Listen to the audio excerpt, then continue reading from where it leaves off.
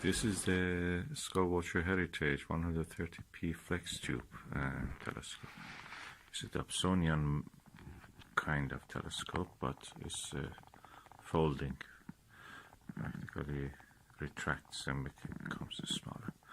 I'm sitting on a carpet in a warm room, looking through the double glaze to the Vega in the constellation Lyra. It's beautiful. I'm using different eyepieces. This is a Celestron 30mm. This is the RKA 28mm. And this is the Teleview Panoptic. All of them are good. They show whatever I have to look.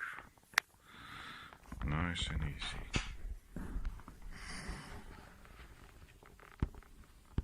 Amazing. I don't think that any telescope can be as easy as this kind of Dobsonian mount.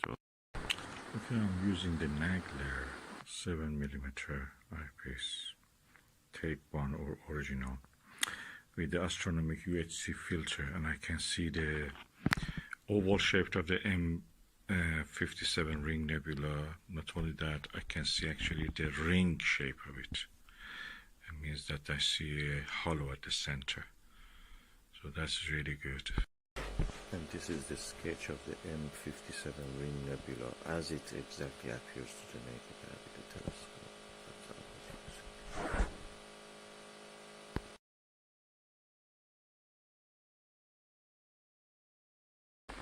is. Now I'm using the Nebula 5mm tape 6 eyepiece with the astronomic UHC filter, and I can see the oval shape, and also can see that this is shaped like a donut. At the center is thinner. The brightness is less bright, and so that's really nice view. Filter works on this nebula.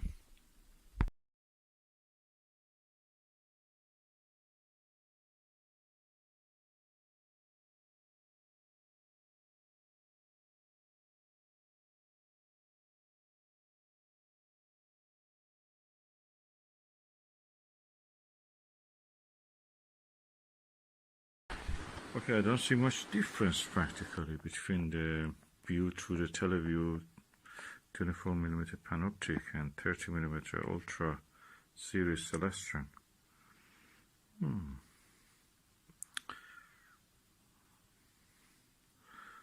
That and this.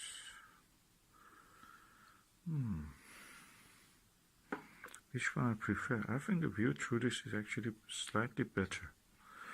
Although this one, because of a slightly higher magnification, it actually gives a little bit bigger. But the numbers of the stars I see are equal. I mean, the fainter stars, I see the same amount. That's interesting conclusion.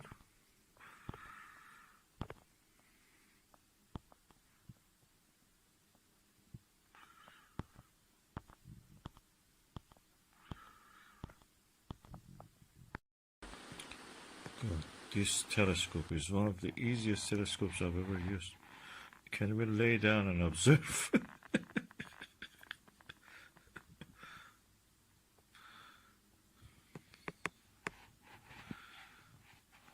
I love this Dobsonian base that you can put your eyepieces on it.